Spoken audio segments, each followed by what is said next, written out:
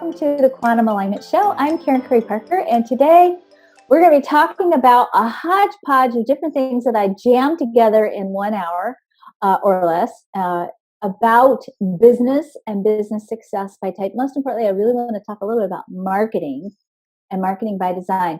My intention here is to get through this information in the most effective, clear, concise way possible, and then leave some time for us to take your questions, because I know that sometimes when we're in business, there are questions, and I want to answer your questions in the best way that I can. The thing I really want to bring to your awareness today as we talk about success by human design and sort of the place where I really want to just sort of bias your perspective a little bit and shift maybe your perspective a little bit is the idea. I want to talk for just a second about what is success.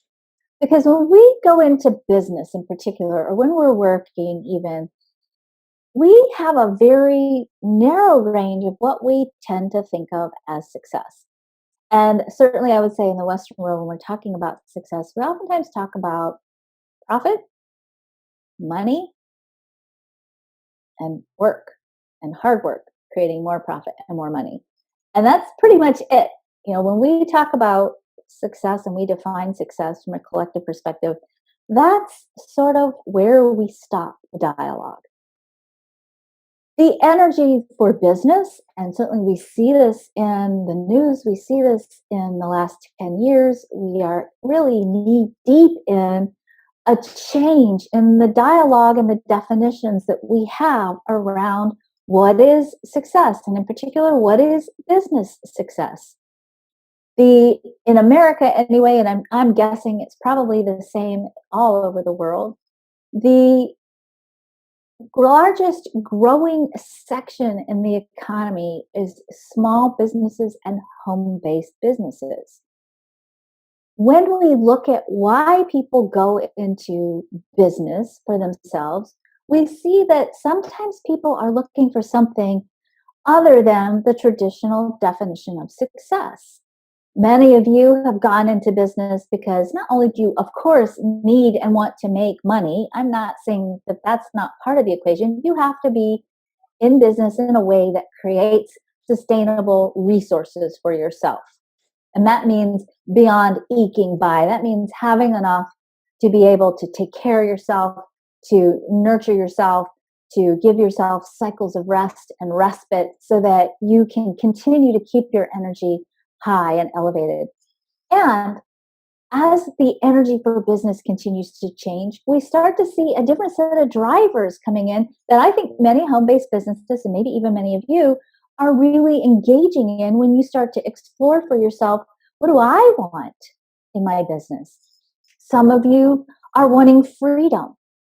Some of you are wanting to craft a business that matches your energy. And if you know your human design, you know that many of us are not designed to grind away 9 to 5, Monday through Friday. Or honestly, if we're self-employed, and if you're really honest with yourself, if you're self-employed, you may be grinding away Monday through Sunday, 9 to 5 or beyond. And that's not sustainable, by the way.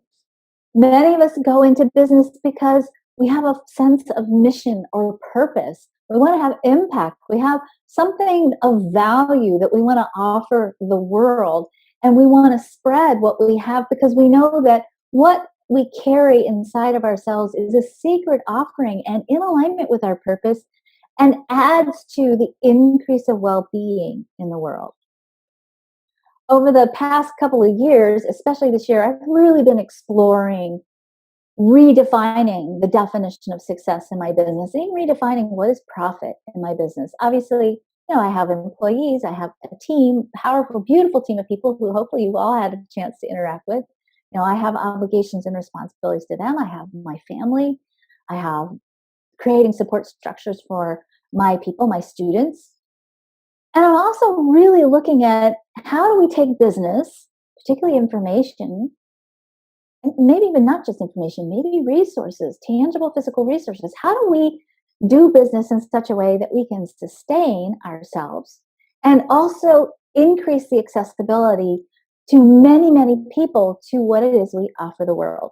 So, what I'm going to talk about today is still pretty basic business, but I do want to invite you, and I want to revisit this conversation a couple of times over the next couple of months before the year is out, to really contemplate for yourself, why are you in business? What drives you in your business? What's your purpose and your mission?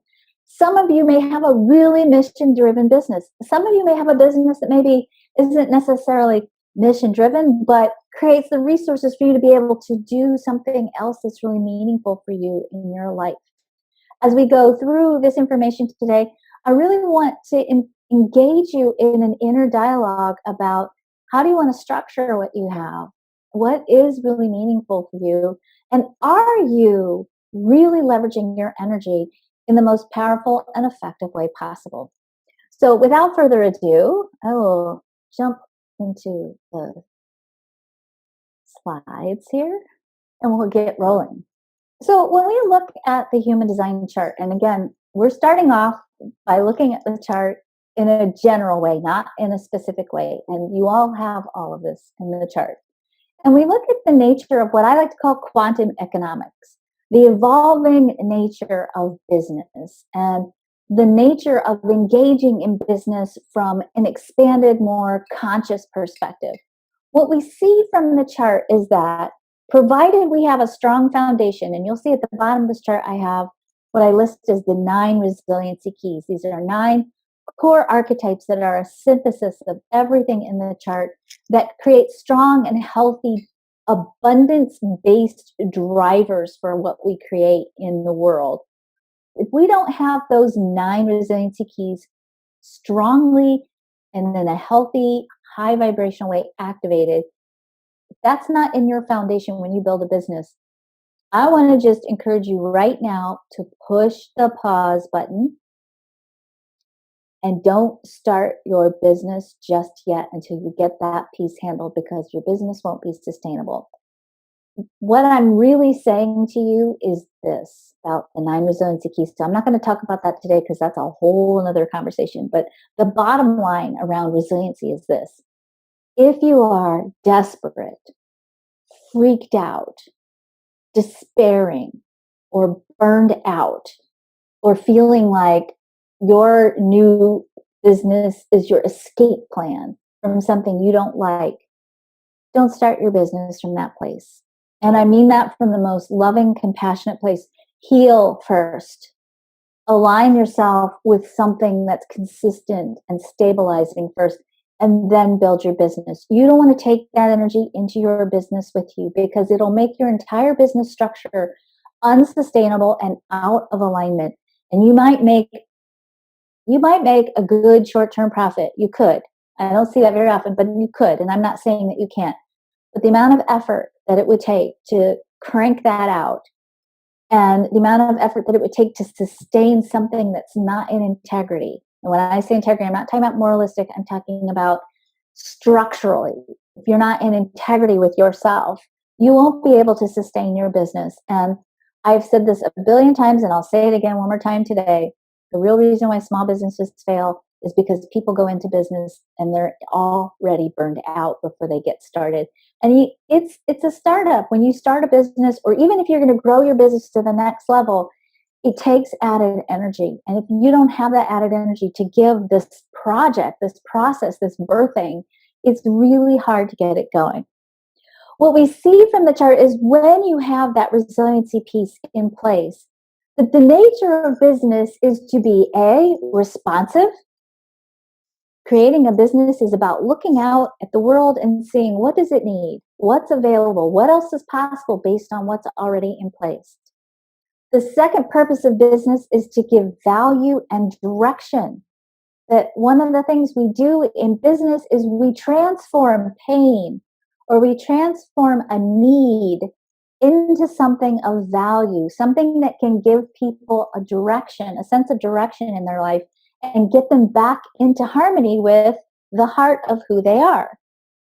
The third thing we see in business is that business has a purpose of transmitting information or And in conjunction with that, you have to be able to transmit the value of your business. If you can't talk about your product in a way that makes sense for other people, or your services for other people, and in a way that's in alignment with your human design type, it's very difficult for you to sell. And whether you like it or not, we have to sell in business. Selling is about a values based conversation that's rooted in your sense of value as the provider of a business or a service and the value of your client, and helps your clients see the benefit of what it is that you have to offer. Sales is love. It's the way in which we lovingly offer our potential clients an opportunity for transformation. But to make that transaction, you have to be able to speak about it in a way that meets the needs of your clients. And we're going to talk about that more today. And your business serves the function of inspiring. You inspire people to go from where they are now to some place, somewhere, to have something that is of greater value than what they are experiencing right now. In the process of transmitting that information, for you to be most effective in that conversation that you're going to have with your potential clients, you have to be coming from a place of self-love yourself. It's very hard to sell what you have if you don't love yourself. You'll compromise on your value, and you won't be able to sustain what you create because you won't be getting the value that's commensurate with the value of who you are. Your business message has to be powerful, and you have to be willing to stand in your power as a leader in your business. Your business and the expression of who you are in your business is the unique contribution, or part of the unique contribution, that you give to the world. You cannot do good business if you're dragging into your business old issues, old hurts, old pains, any place where you haven't done forgiveness, and any place where you're holding on to stories that keep you less than who you truly are and keep you from standing fully in the value of who you are.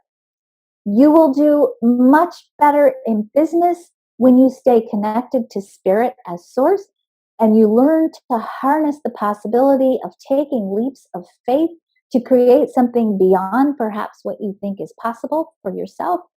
You definitely will struggle in business if you are not feeling vital, if you are exhausted, depleted, burned out, if you don't have that extra energy to bring into your business. It's hard to get it off the ground. You will struggle with your business if you're not good at receiving support. So clean that up.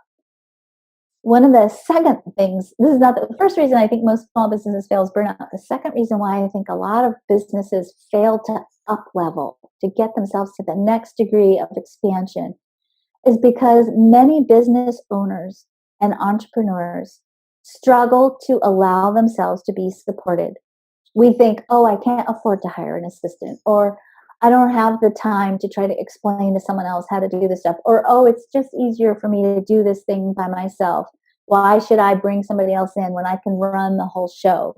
But if you are running the entire show for yourself, particularly if you are a non-energy type, you're a I'll say manifester. I know manifestors are technically energy types, but manifestors are not designed to do the nanny day-to-day running the business type of stuff. If you're a manifester, a projector, or a reflector, you need to have a strong support team so that you're using your energy and managing your energy in such a way that you're focused exclusively on the business building, growing part of your business. Your energy is going where you need to be as the visionary leader in your business. That's, of course, more true for the open cycle types, but it's also true for the generator types. Just because you can in your business doesn't mean you have to, or maybe even doesn't mean you should. When you make that move, that bold leap, which is often phase 2 in the expansion cycle of a business, phase 1 being startup, phase 2 being growing, when you allow yourself to create that support, it frees you up to be able to participate as the visionary leader in the business and as the creative officer in your business, so that you can lay the foundation and the framework for that next cycle of expansion. It's scary sometimes. The first time you hire somebody is terrifying, but it's very liberating, and it allows you to really put more energy on based on where you need to go and those other things that you can't do because you run out of time or you run out of, you get quagmired in the day to day sometimes.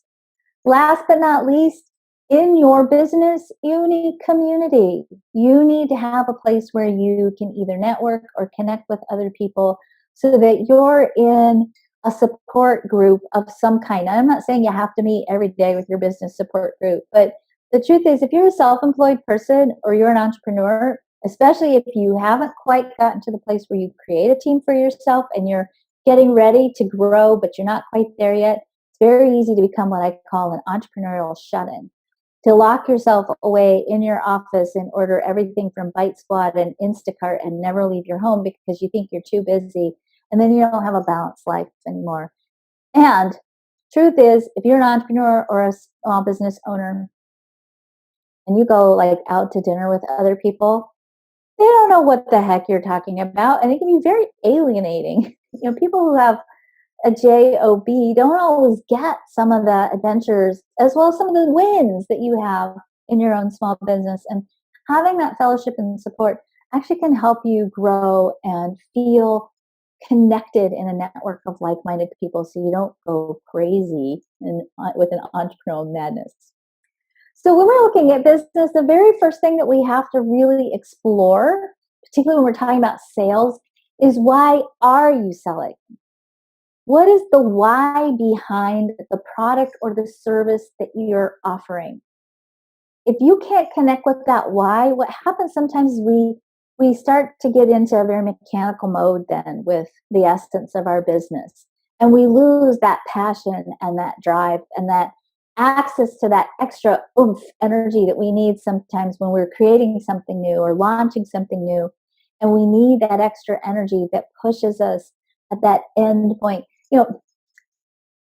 I have, okay, I'm going to admit this because this is funny and embarrassing sort of, but I have a Peloton bike, and I don't know if you all know what a Peloton is, but it's this indoor spinning online bike slash community, and it is the most amazing thing that I have in my life right now, other than my family and my job.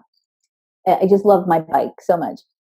But one of the things I love about this bike is they have these great spinning teachers, and they are always talking about, especially like when you do a 1 hour or 2 hour ride, when you get to the end of that ride and you are so tired and your legs don't work and you just want to get off the bike and go have a cup of coffee and start your day, but you have to push that last bit, that you see the finish line, you're not quite there and you got to push that last bit. And that's the hardest part of the ride or the hardest part of the race because your mind game starts going, right? Oh, I can't do this. I'm too tired. My legs hurt, right?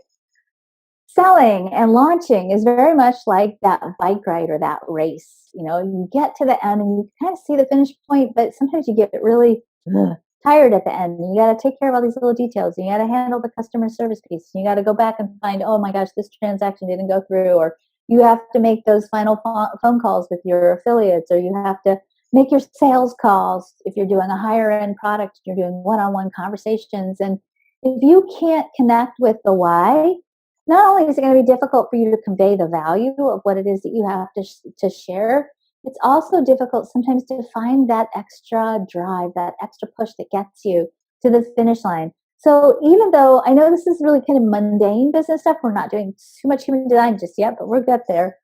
I want you to really, really think about why are you selling, or why are you selling what you're selling?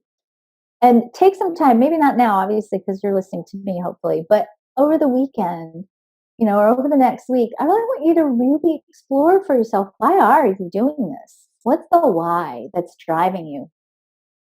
The second thing you got to know when you're selling is, what are you selling?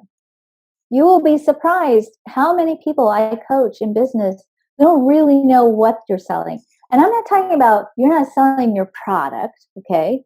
Yeah, okay, I'm selling this program, or I'm selling this computer software, or I'm selling, this set of, handcrafted essential oils, or whatever it is that you're selling. The tangible product. That's not the question. The question is, what are you really selling? What is the purpose of this product? in the overall context of the life of your clients? And how does it fit into a framework of value that you're giving your clients? So when you're selling, let's say you're selling an essential oil, a handcrafted essential oil. When you're selling this oil, yes, you're selling the oil, but what else are you selling with it? What are you giving your client? What is your client gaining from the use of this product? And how does that fit in with your bigger why around what you're selling? The next thing you want to do, and this kind of goes hand in hand with the what, is what's the value of what you're selling? How will your clients transform? If you can't talk about the value of what you're selling, it's going to be very difficult to sell. And you have to be able to talk about the value of what you're selling from the perspective of your client. One of the other big mistakes I see people make, especially when we're doing sales, is we fall so much in love with our own product and our own service because we know what we have to offer is amazing, and it is. But our clients can't often see how amazing it is because they don't have the same vocabulary. They're not coming from the same point of view as you. And so we have to meet our clients where they are, really know what is your pain, what is your challenge, what is hurting you, so that you can go into this conversation with a deep awareness of where does your client have pain? What kind of transformation does your client need? And what words are your clients using about their lives and their current situation?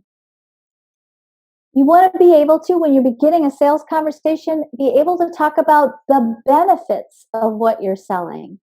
What's your client going to get from this? This is all sort of what kind of led to this question. This is a really important question. And if you can't make a list of 10 benefits that your client's going to get from using your product, start there before you enter into any selling conversations. You may have the most amazing, brilliant, technologically leading edge, delicious, sexy product that anybody could ever dream of on the planet. But if you can't convey to your client why, the benefits, why of what you're going to get, what they're going to get from this product, you're not going to have a good sales conversation. You need to know how what you're giving your client is going to benefit your client. And again, I understand that all of this is really basic. I really want you to revisit this conversation and these questions every single day in your business. In fact, I would encourage you every morning to crack these questions open. And even if it's just for a minute, go through these questions and make sure you're on target with your answers. Because the capacity that you have to be able to talk about the benefits of your product with your client is going to impact every single piece of conversation you have with your client, whether you're writing a newsletter, whether you're writing a blog post, whether you're making a video, whether you're writing sales copy for a sales page, whether you're writing a sales letter, whether you're going to have a dialogue with a big company who you want to promote and sell, whether you're having a conversation with an affiliate who you want to sell your work for you, whether you're converting leads into clients for services, no matter what, every time you open your mouth in your business, you're going to be in some way, shape, or form talking about the benefits of what you're selling. You also want to be able to talk about the features and know how to distinguish the difference between features and benefits, because sometimes clients get confused. My clients get confused about a feature versus a benefit. A benefit is what your client is going to get as a result of using their service, your service. A feature is the vehicle or the how they're going to get to the benefits. What's going to take them to those benefits? So a feature might be a free Facebook group. It might be 12 online videos. It might be a package of essential oils with a guidebook. It might be a book and a companion workbook. It might be a 1-hour session with a recording and follow-up emails. These are features. These are the characteristics and the qualities and the vehicles for the service or the product that you're giving. And you have to be able to list both in a sales conversation or any kind of selling that you're doing in order for your clients to really understand, what am I going to get and how am I going to get it? The features is the how they're going to get it. Is it a video? Is it a lesson? Is it a session? Is it a product? Is it the features are also important. The other thing you got to do, and this is a place where some of us really struggle, you got to know the price of what you're offering. There is a thing in marketing called loss leaders. That's a low cost or no cost product that you give away that becomes a relationship building tool. But your services and your products can never be loss leaders. So do not ever offer your service at a loss or at a ridiculously low cost. And I'm telling you this because you're too precious for that. And frankly, we oftentimes in business, especially when we get freaked out about money, or we start to fall prey to our conditioned beliefs about our own value, we waffle or we compromise on price. And we come up with statements like, well, people in my area aren't going to pay this much money, or I'm not going to be able to talk people into buying this because nobody's going to see that it's worth it. Or I can't say my price. If you can't say your price, or you start to say the price that you really want to be charging, but it's like it's a hiccup and it's not coming out, I want you to work on your value, your personal value around your product. You've got to know the price. And I'm going to lovingly and gently say, don't waffle on the price. You got to know your price and stick to it and don't compromise on it and don't waffle on it. If you think that the price that you're charging is way out of your comfort zone, I do give you permission to set yourself a plan to ease up into your comfort zone, but don't sell something for less than what is sustainable for you. If you're giving away your services or you're compromising on your prices and what you're bringing in isn't supporting you, you've got to stick with your price. You also want to look at, are you going to give your clients a guarantee? Are you going to stand behind the value of what you give? Usually a guarantee is just kind of a nice no-brainer thing you can give your clients. You know, if you take my product, you have 30 days money back guarantee. It's up to you to decide if you want to do that. I do encourage you to do that if you feel so compelled. As part of the sales process too, you got to know your personal story. Why are you selling what you're selling? What's your story in here? When we go back and we look at that whole journey in the chart of these different places of value, your story, particularly if you're in the personal growth and development field, your own story makes you relatable and it makes you authentic and it makes you real. Your type is also going to be a really important part of your sales conversation and what I call your selling words. So let's talk a little bit about selling words and then we'll talk about type. Because the way in which you sell is going to be different according to your human design type. And the words in which you use are going to be specific to you depending on what's in your chart. So when we look at your chart, and hopefully you all have your chart, I'm going to encourage you to take your chart and look at the gates and the meaning of the gates in your conscious sun, conscious earth, and your unconscious sun and your unconscious earth. And also look at what's in what position is your Mercury occupying? What gates is Mercury visiting or lighting up in your chart? The sun and the earth are part of your incarnation cross. They comprise a big chunk of your life purpose and a big chunk of the expression of your chart. In fact, about 70% of what's in this chart is weighted in these 4 gates right here. Mercury is your planet of communication. When you can look at the meaning of these archetypes, these 6 archetypes, and explore for yourself and in the context of your business, the meaning of these words and how these words play in the purpose and the why of your business and in the value of your business, you're going to start to hit on some key words that you're going to want to incorporate in your sales process. And then you're going to even want to incorporate them even in the titles of the things that you're selling. So I do encourage you, if you do not have a copy of my book, Understanding Human Design, the Understanding Human Design book is a really great tool for interpreting the meaning of each of the gates. In this particular chart, this person has the energy of the 13, which is listening and even the energy of retreat. This person has leadership. this person has contribution and receiving. So these are four really powerful words for this person to potentially use in their selling process. The story here is about uh, really engaging in and embracing a conversational style and written language that implies that she's going to be listening to you as you share your story with her, or even talk about your story and the importance of your story in defining the direction of your life.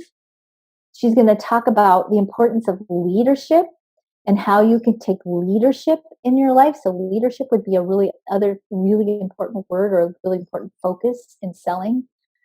The gate one is contribution. So when she's writing her sales copy, she's going to talk a lot about, I would encourage her at least to talk a lot about supporting her clients in discovering their unique contribution to the world, helping them align their life and their direction in life, their health, their wellness, their finances, their relationships around their contribution to the world.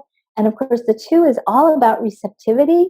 So I would even encourage her, as she's writing sales copy, to also focus on using language that supports her clients in discovering how they can be supported or how they can receive support. So if I was going to craft a sales letter just using those four gates and those four themes in the gates, I would, first of all, because the 13 is often about retreat, I might suggest to this person that maybe she wants to set up retreats, leadership retreats, where in the leadership retreats, she teaches her clients how to align with their heart and to make their contribution in the world, and how they need to structure that contribution and their leadership in such a way that they not only take leadership in their life, but also practice creating a support team and a support network so that they can be more effective in sharing and transmitting their leadership. Her Mercury is in the 30, which is intensity, and the 9, which is focus. So recognizing that part of what she may want to talk about is how to reignite the fire. That's intensity, the clinging fire in the 30. How she can help people reignite their fire and reclaim their focus so that their leadership is more effective and directed. That's just a really quick example. It takes a little bit of creativity and exploring and experimenting.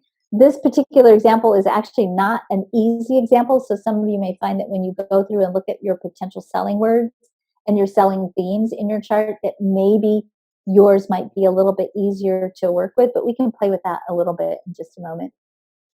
Your business is the embodiment of your spirit. I'm going to try to get through the selling by type really quickly next. Economics of your business and your work is sacred. When we look at the pathway of business in the chart, business is a spiritual endeavor. And it doesn't mean you have to have a spiritual business, but it does mean you have to recognize that you are a sacred steward for your business ideas. There are 3 key strategies in attracting the right clients. You got to know who your right client is. You got to know their pain, and you got to know your product. That's everything I just talked about before. I do want to gently remind you that you are not a victim of your clients. You get to work with who you want to work with. And if clients treat you disrespectfully, even if you need the money, draw the line and don't allow people to devalue you ever in your business. If you hold the line for your value, your business will be successful. You will be able to sustain the quality of the value and success in your business. You do not have to compromise because of the money. And you do need to know your ideal client. And this is basic, but it's always good to review this. What age are they? What gender are they? What are their values? What are they willing to do? How are they willing to show up? And write it out. You want to have a manifesto for your perfect clients so that you're consciously creating those people in your life and in your business. You also want to know what their greatest pain is. What's their money pain? What's their relationship pain? Their creative fulfillment, their spiritual pain, or physical pain. Pain tends to show up in these 5 key areas. And when we're having a sales conversation, as much as we hate this, we hate this, especially those of you who are light workers, you don't want to have conversations about pain. But people don't look for you if they're not hurting in some way. They're looking for a solution, and they're not going to Google, what do I do with all this money that I have? I have so much money. What should I do? They're Googling things like, why am I stuck or blocked around money? Or why is my relationship so challenging? How can I create a better relationship with my partner? Or, what's my purpose? How do I find my right career? Or how do I connect more deeply with source? Or how do I help my body heal? One of the greatest things you could do is go to surveymonkey.com and make a one question survey to your list. If you don't know what their pain is, or if you don't have a list, you can do this on Facebook, on your Facebook page, and just post the link to your Survey Monkey survey and ask, what is the greatest challenge you have in your life right now? And really get to know what's going on in your clients' lives. When you do this, this is like a cheat or a hack. It's a brilliant way to get you to discover exactly what your clients need. You can pluck their language in response to your survey question out of the survey and use their language back with them in your sales conversations, in your dialogue. It gives you preset content to build. They'll tell you what they want, and preset language, as I said, for sales copy. You will never find your ideal clients, or even any clients, if you don't know who they are. And I'm going to lovingly and gently say, also, if you don't know who you are. The key to understanding how to do sales is understanding that sales is all about the initial approach. And as we progress in this information loaded environment that we're living in right now, you have a very tiny, tiny window to connect with the client, whether that's on website, sales copy, or even in a sales conversation. You've got to make a heart-to-heart connection with your client as quickly and as effortlessly and as authentically as possible. And the best way to do that is to talk to your client according to your type. So manifestors, when manifestors are selling, manifestors need to inform and initiate as part of their sales process. So if you're a manifestor, you really want to start the conversation with, I'm going to give you, or I'm going to tell you, or I have a solution for you. Most of us are trained to speak this way in our marketing, but truly it's actually only the manifestors who can speak this way. You want to talk from a place of informing. What are you going to do for your client? Tell them what you're going to do for them. I'm going to give you an opportunity for you to explore more deeply the truth of who you are. I have 1-hour sessions.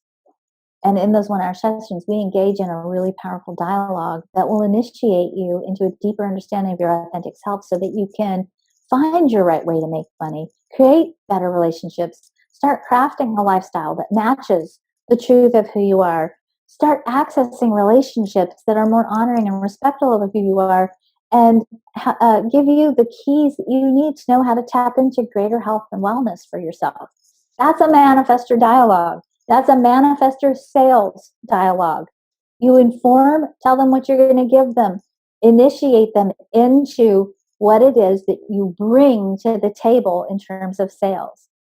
Generators and manifesting generators, and if you read sales copy, especially if you look at the top of a lot of sales pages, you'll see at the very top of a sales page, a lot of good sales pages start with a question. Are you in pain? Are you frustrated? Is your sink clogged? Is your dog not obeying you? Do you wish you had more intimacy in your relationships? Generators and manifesting generators need to initiate the sales conversations with questions. Start a dialogue with your client that asks your clients questions, and then wait and see what your client responds with, and then respond back to your client. A generator and a manifesting generator sales conversation is really like playing sacral ping pong. You ask a question, you get a response. You respond to the response by asking another question. It's through that questioning process that you can eventually arrive at a dialogue that tells your client what you have, the value of what you bring forth, and what you can give them, how you can bring them into the value of what you have to share.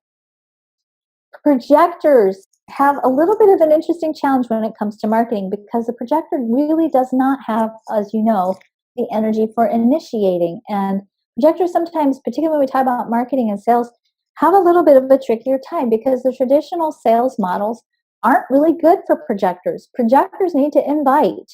And I recommend to my projectors when I coach them, literally make everything in your business that is marketing based, make it look like an invitation. make your website look like an invitation. Like, go find the stock photos of invitations and make your landing page an invitation.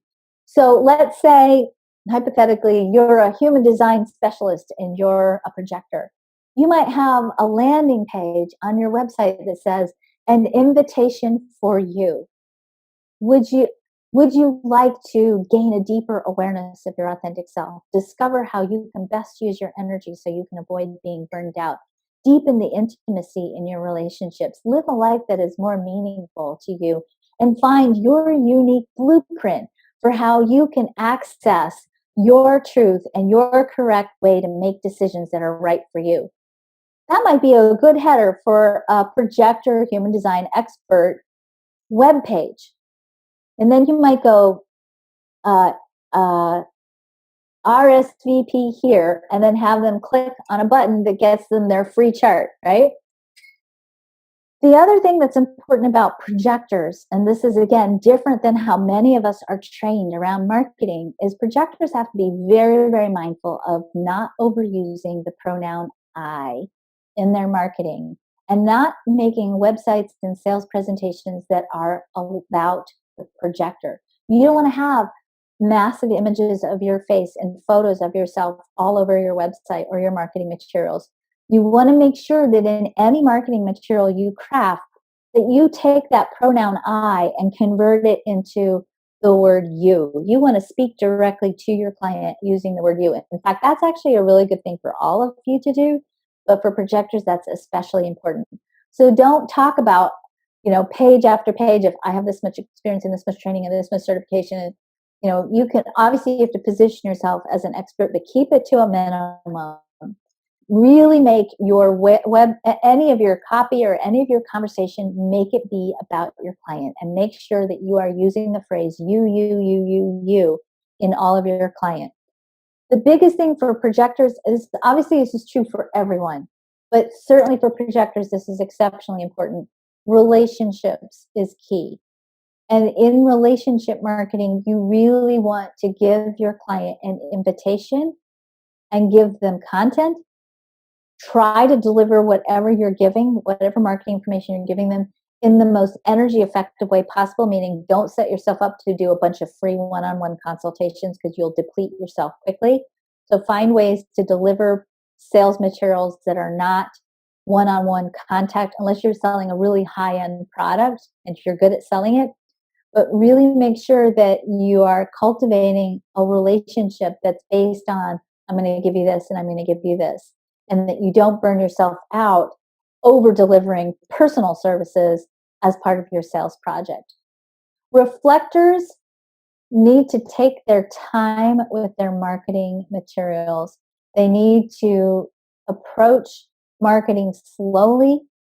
They need to take their time in terms of generating whatever they generate. And most importantly, and this is really, really key for reflectors, build your relationships with your clients. This is true for all of you, but for the reflector, that's especially important. And also for the projectors, obviously. Build your relationships. When you have established a relationship with your client, you can then begin the sales process. Now, I will tell you this.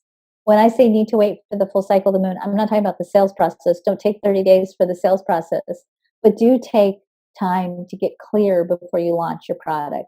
Make sure as you feel your way through your moon cycle that you are really aligned with what you're selling, that you really love what you're selling, that you really love the product, and that you're ready to go with it before you launch. So take your time to make sure you're not spontaneously creating something and leaping into trying to push a product or push a service or push a sale or push something that doesn't feel right to you. And then, of course, continue to build your relationship.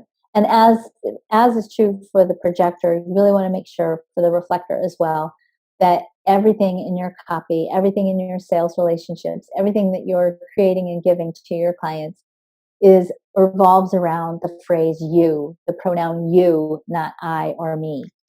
I mean, I want to encourage all of you guys, set the intention that the universe give you a sign to help you, to trigger you into remembering the real value of who you are. I can't stress strongly enough that if you can't find the value of who you are and what you're selling, and those two things are so crazily commingled, it's very difficult for you to have a good and powerful sales conversation with someone because you can't stand behind your own value. It's hard for you to sell your value of your service, and you'll waffle on your price. You'll charge less than you want. You'll feel guilty and bad. You'll stumble on the price. You'll push the conversation about price down, and your client's going to know, wait, there's something off here with the value. Why? What's the hedginess of it? And that's that place where we all feel weird about sales. And honestly, when you have those icky sales conversations with people, maybe you're not having them, but other people have them with you, right?